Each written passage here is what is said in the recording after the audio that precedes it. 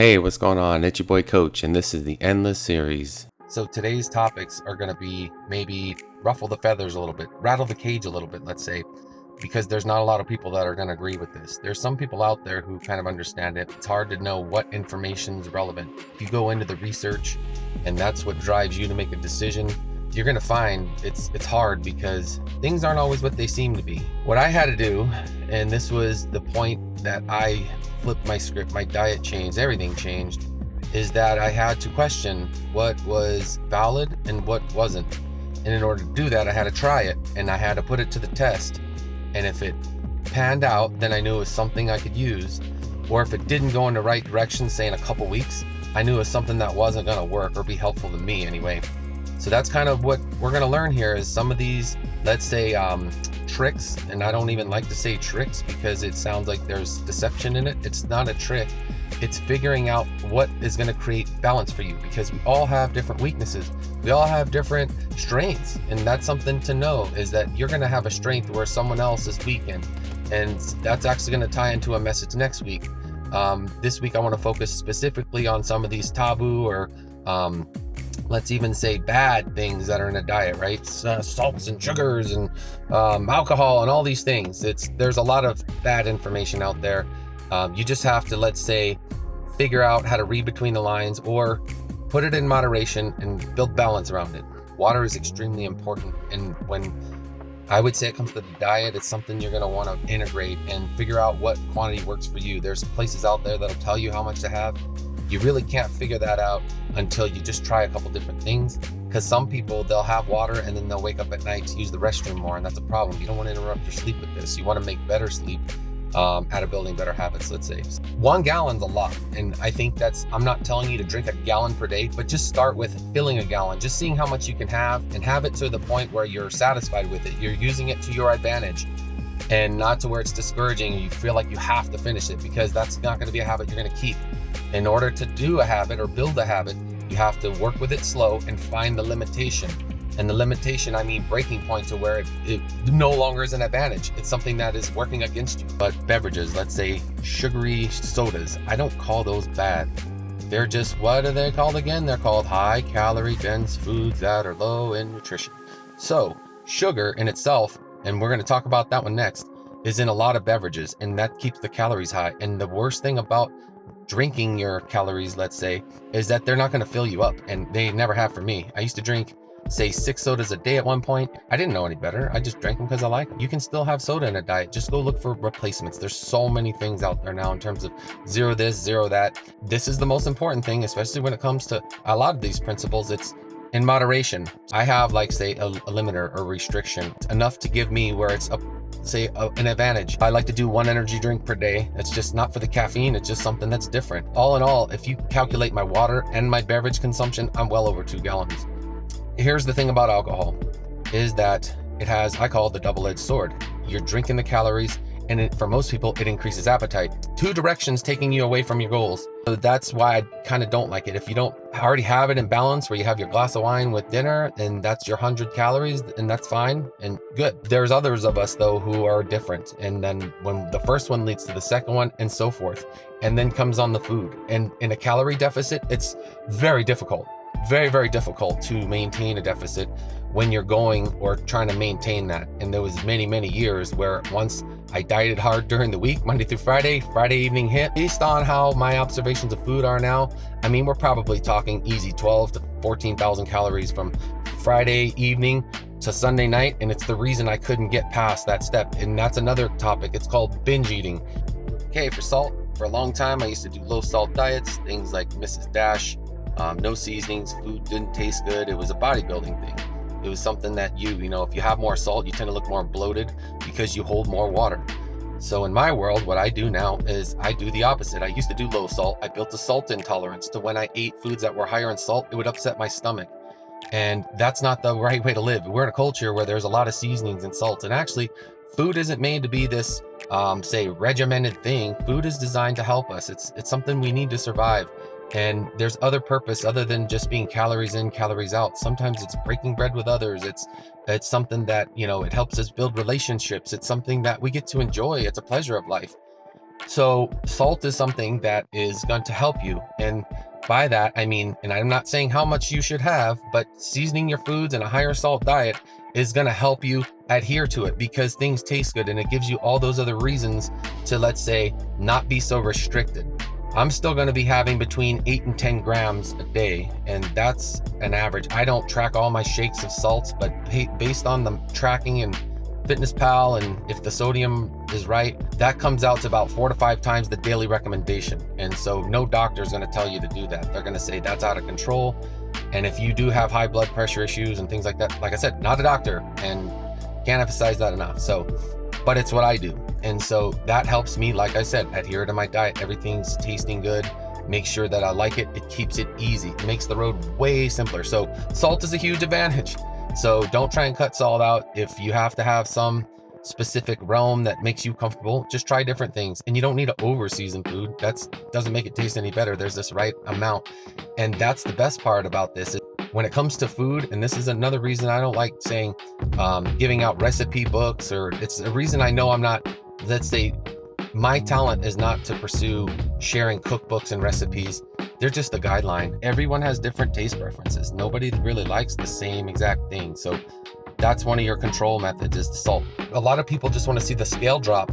And to me, I'm not worried about the scale in some senses. The pictures are going to reveal where I'm going. The small, narrow paths, it's something that you're not going to see a lot of change. And then until you get to the end, there is not tricks, I hate saying that, but there are ways to reveal progress. If you're really to that point where you're like, have I changed? You can do some things with macros, and that's at the end of this, because things like carb cycling, the ketogenic diet, to me, those I call advanced nutrition strategies. And the reason is because when you're doing dieting and you're trying to figure things out, and if you don't know what works for you or your need or your balance, you're doing someone else's approach, and that's really difficult. So I don't say the keto diet's bad. I don't say any of them are bad. There's no bad diet. And I used to think the best diet is the one you'll adhere to, is what they say. And I think it's a little bit different. It's the best diet for you is the one you formulate, that you have to figure out. It's something that you have to learn, and it's not something that's out there, because you may be unique. You have a different lifestyle. We all have, where we're driving around all day, or jobs where we can't eat at meetings.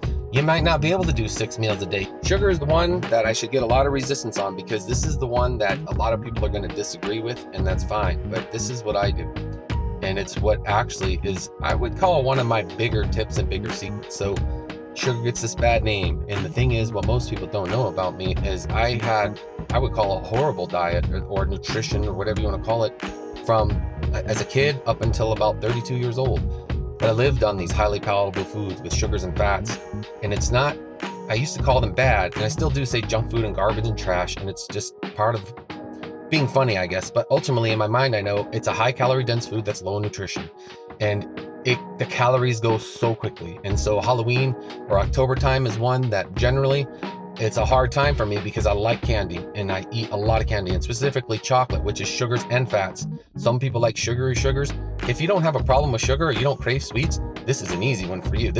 You probably don't even, I would imagine that you're not that much overweight, because sugar is the one that can get you overweight fastest. And it's a tactic I'm using in my current, say, apocalypse diet, to put on strictly body fat. You can use sugar to put on fat, and nobody would want to do this, but it's an advantage. I don't have to eat chicken 15 times a day to be in a surplus. I'm not bulking.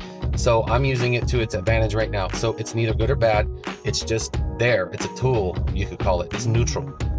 So there's ways to do it in a diet. There's things you can change. If you have sweet cravings, this is one of the ones that help me the most. It's using artificial sweeteners, and I use a lot of them, especially in a deficit, because at some point I have a sweet tooth, and if I have the first candy, it leads to a whole bag. So I don't do that anymore. I try to have a restriction on sugar. So for me, when we talked about restrictions last week, and that's going to be in our goals, mine is specifically with sugar and alcohol, because those are the two that are going to wreck my deficit, and it's going to take me opposite of my goals. Now, I will say this, and I'm not going to get much into this, but I've challenged it, and just so you know, I've tried it. I've still lost weight drinking alcohol. I've still lost weight eating sugar. It was in moderation though, but I had to take away the one advantage I have, which is to not be hungry, stay ahead of hunger. I had to endure the hunger. So it was this conflicting thing that I just wanted to see if it worked, and I gave it a shot for about 30 days, and it worked, and it worked out, but it was harder. So therefore, when I do this transformation, it's something that I'm taking out just because it's something that's going to pull me back from my goals. Black coffee, that was the first time I knew that, hey, watch the calories in your fluids. And it was the first thing I did, the very first thing when I started dieting and started reading about it, was to change that drink, my black coffee. And to this day, I can still drink black coffee, except now I use these 0 calorie flavorings, and that's actually helpful to make it taste different. And so that's what I like to do. Just gets me going in the right direction. It's the habit I've built, and that's the only habit. At one point in this whole 8 years, there was one habit I'd never let go of, and it was, maybe it's what kept me in this game, I don't know. Okay, all right, this is pretty much how I start every morning. Start with a cup of coffee or tea, but usually kind of get started with that. And then right after I'm done with that, I usually do apple cider vinegar with a little water. And I don't do it for any kind of fat burning benefit. Just I think, to me, it helps with digestion. Really, that's my goal in using that.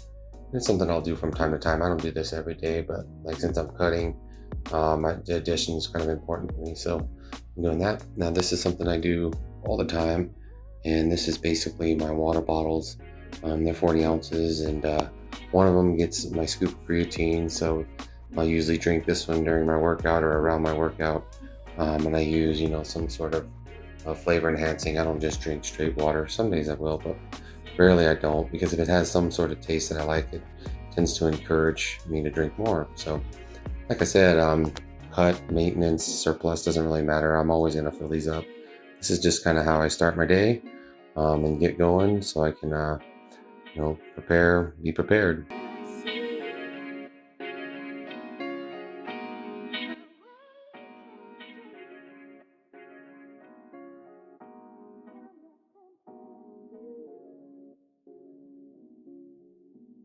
Hey everyone, my name is Drew. Welcome to my website, fit.fit.com. It's about my journey of going from being fit to fat in 6 months to back to fit again in 6 more months. Today's May 7th, 2011, and my journey begins today. So please follow me. I'll have my weekly polls each week that you guys can vote. I plan on letting myself go with an unrestricted diet and no exercise for the next 6 months. I plan on gaining around 50 to 60 pounds during that time period. After those 6 months, I plan on turning around, showing people and teaching them how to get back to fit again by posting my specific meal plans and workout plans that everyone can have full access to. One is, I want to give people the knowledge and the understanding of what to eat, specifically when to eat it, how much to eat of it, work out, how to work out. I want to give them all that knowledge that I have as a personal trainer for free. The second reason is that I want to give people hope, and I want to inspire them and show them that it really is possible to get back in shape again if they follow basic guidelines of good nutrition and good exercise routines that I will post on my website, and people can have access to that online. People can track my progress every step of the way, from my weekly pictures to my measurements to my physical and emotional changes throughout my fat stage, and then also back to my fit stage. The main reason I'm putting myself through this is because I've had a lot of people tell me